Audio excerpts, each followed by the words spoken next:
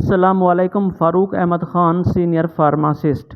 میٹفارمن ایک عام سی سستی سی میڈیسن ہے، سستی سی گولی ہے جسے ٹائپ 2 ڈائبٹیز کے لیے، ٹائپ 2 شوگر کے لیے تو استعمال کرایا ہی جاتا ہے، مگر یہ پری ڈائبٹیز یعنی ایسے افراد جن کو شوگر ابھی تک نہیں ہوئی لیکن ان کا جو شوگر لیول ہے وہ نارمل سے زیادہ ریکارڈ ہو رہا ہے۔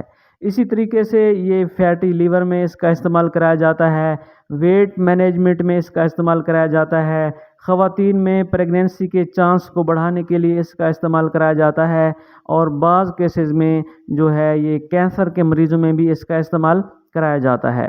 بہرکیف اگر اس کو زیادہ عرصے تک استعمال کیا جائے اور ڈاکٹر نے مشورہ دیا ہے کہ اس میڈیسن کو آپ نے نہیں چھوڑنا، کھاتے رہنا ہے، تو یہ ٹیبلٹ آپ کے جسم سے ایک بہت ہی اہم وٹامن B12 وٹامن B12 کی کمی کا باعث بنتی ہے۔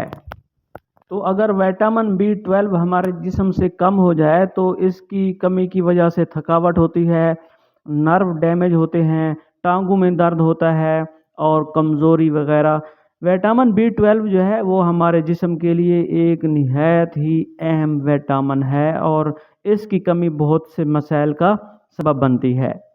اب سوال یہ ہے کہ آخر میٹفارمن وٹامن B12 کی کمی کا باعث کیسے بن سکتی ہے؟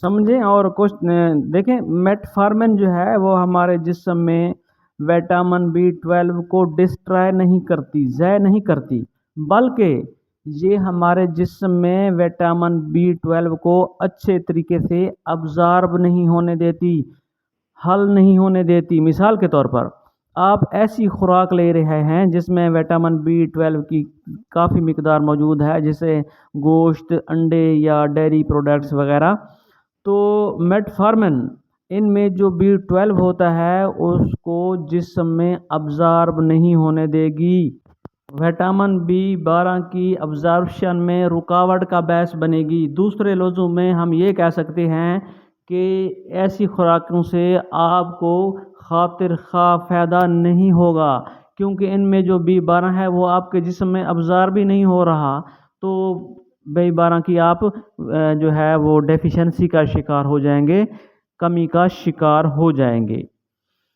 تو اگر آپ میٹفارمن زیادہ عرصے سے لے رہے ہیں اور ڈاکٹر نے مشورہ دیا ہے کہ آپ اس کو جاری رکھیں، تو اس صورت میں آپ لیب سے جو ہے وہ سیرم B12 کا ٹیسٹ کروائیں، MMA کا ٹیسٹ کروائیں۔